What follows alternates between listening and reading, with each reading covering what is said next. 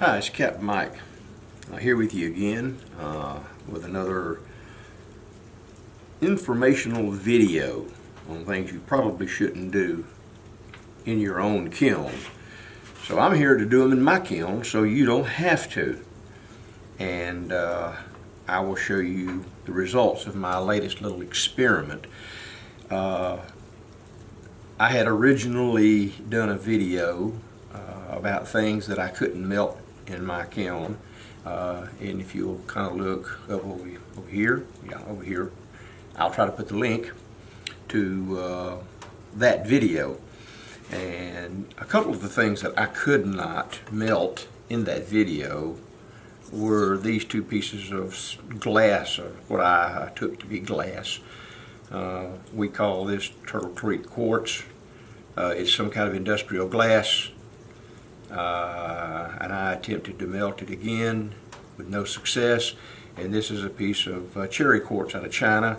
Same thing. There's some interesting something happening here on the end where it picked up the kiln wash and the shelf paper, but it didn't do anything much to this cherry glass. Now, mind you, this whole experiment that you see right here, where I put this stuff, all this different stuff in my kiln, and I run it up to cone 10. That's as high as I have ever run anything before in any of my kilns.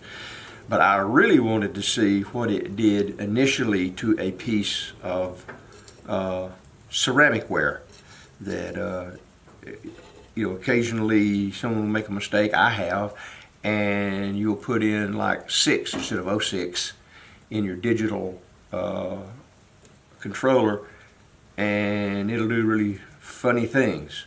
So here's what happened when I intentionally run things up to cone 10. Now cone 10 is about 2,381 degrees, and at 2,381 degrees, or cone 10, this is what happens to obsidian, which is a natural volcanic glass.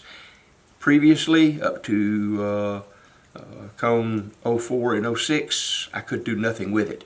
04 is 1971 degrees Fahrenheit, 06 is 1855 degrees Fahrenheit.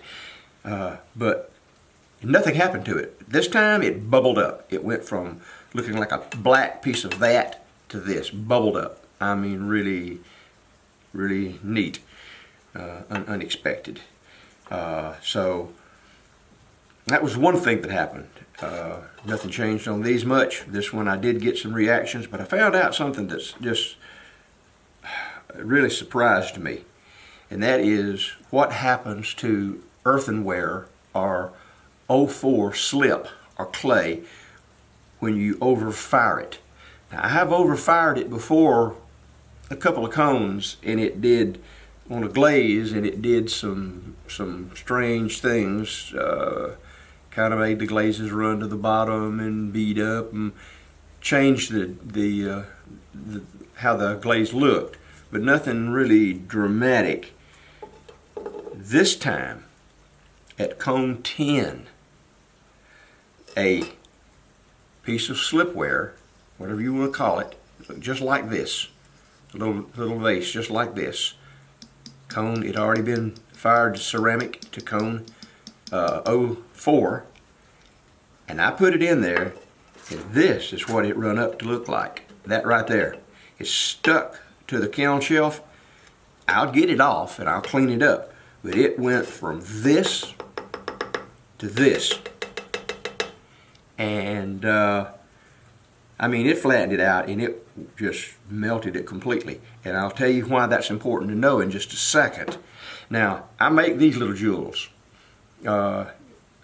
They're just easier to make than to buy, and I didn't give any thought to what kind of clay they were made out of, as I didn't give any kind of an idea. I thought about making some shelves. Didn't give any thought to it.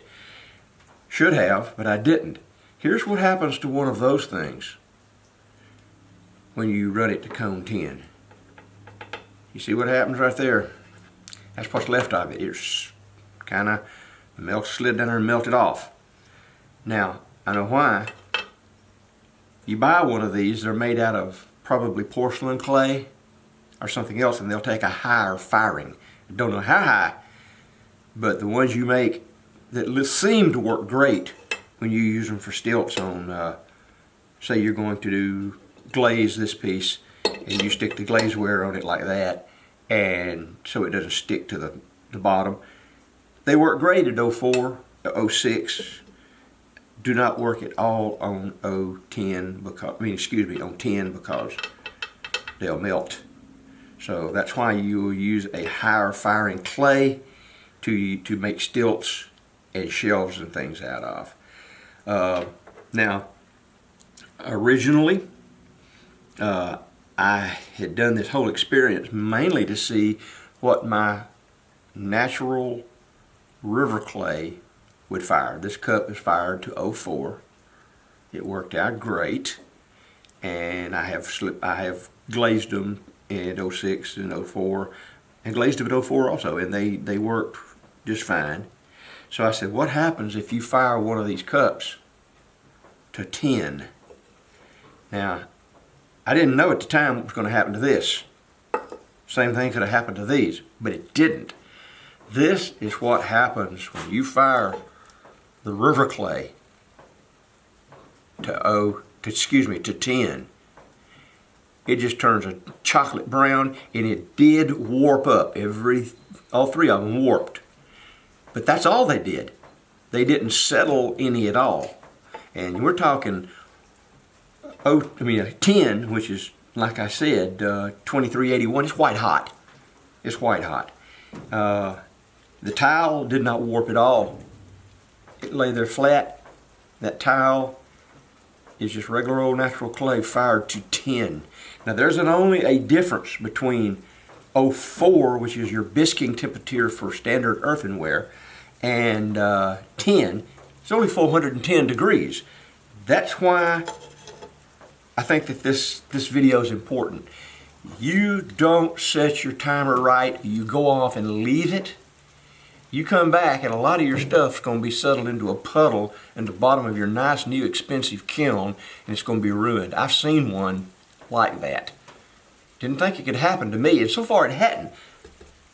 But it could have ruined this shelf. Now I'll get that off and I'll patch it. But that's why it's important to know whether you're firing at 6 or 06, 4 or 04, or I guess there's a 010, I haven't looked on my chart, or 10. A lot of difference. And in degrees, it's not that many degrees difference. 410 degrees between this and this puddle right here. So that's it. That's all that I've got to say about this. I will point out one more little experiment that I did do earlier with my river clay, and that is I put this piece in the kiln with some more greenware that was totally dried out. This piece was still above leather hard. I could have just smushed it into a ball. I took this little pot and put it in with my other greenware, and it fired just fine. It did not crack, it did not break. So this river clay, I'd like to know what the difference is in it and standard clay. But it's some tough stuff. I'm really impressed with how much abuse it'll take. So there we go, folks. Careful with your microwaves. If you'd like to see me try something else, give me a shout out in the comments, and I'll if it's not too dangerous, or if it's doesn't stand too big a chance of ruining my kiln, I'll give it a shot. And hope we can all learn on what we can and what we cannot do with these kilns. Okay, that's it. I'm Captain Mike, and I'm out of here.